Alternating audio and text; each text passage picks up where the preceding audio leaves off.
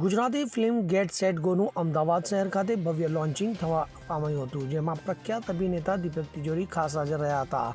ગુજરાતી સિનેમાને ઉત્સાહ અને નવી દિશા આપતી ફિલ્મ ગેટ સેટ ગો ટૂંક સમયમાં રિલીઝ થનાર છે. તો ટીકી, મીઠાઈ લાઈવ, પૂરી પાની અને ભગવાન બચાવે જેવી લોકપ્રિય શ્રેણીઓ આપ્યા પછી વાલ્મીકી પિક્ચર્સ અને જલિયા હાઉસ એક અનોખી ગુજરાતી ફિલ્મ રજૂ કરવા માટે સાથે આવી રહ્યા છે, જે સાયકલ રેસિંગ પર આધારિત છે, જે એક્શન અને ભાવનાઓથી ભરપૂર હશે.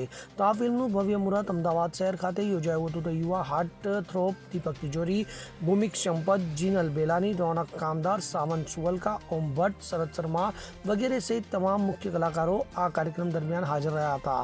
તો આ પ્રસંગે રોમાંચક સાયકલ સ્ટન્ટ પણ રજૂ કરવામાં આવ્યા હતા, જે ફિલ્મના વિષય સાથે સંબંધિત હતા. તો અભિનેતા દીપક તિજોરીએ આ માહિતી આપી હતી. ફિલ્મ કરી રહ્યો છું.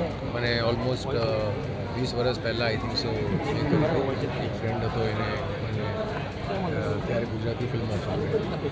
એના પછી બહુ લાંબો ગેપ થઈ ગયો અને પછી ભૌમિક અને જીનલ મળ્યા અને જે સ્ટોરી એ લોકોએ કીધી અને જે કોન્સેપ્ટ એ લોકોએ કીધો એ મને બહુ જ ગમ્યો અને દેટ ઇઝ ધ રીઝન મેં આ એકચ્યુઅલી ફિલ્મ માટે હા પાડી.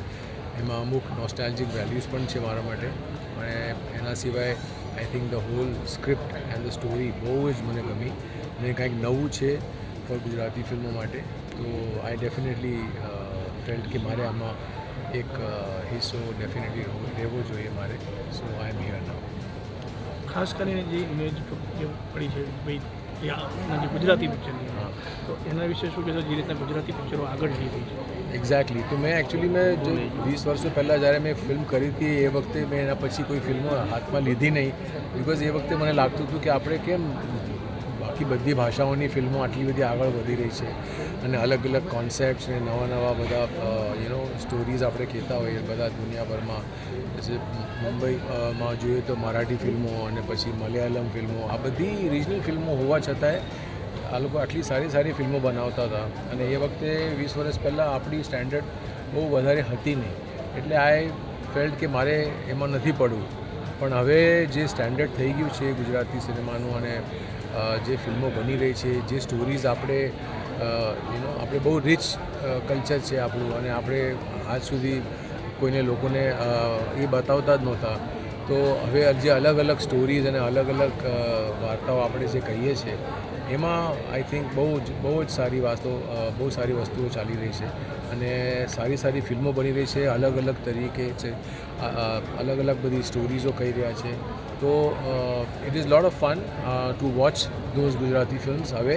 અને આપણે it's not only limited to આપણી ઇન્ડિયા, હવે તો બહાર પણ આપણા જે બધા ગુજરાતીઓ છે એટલી ફિલ્મો જોઈ રહ્યા છે, થિયેટર્સમાં જોઈ રહ્યા છે. તો આઈ થિંક બહુ સારો ટાઈમ આવ્યો છે અને I think this continues for a long time.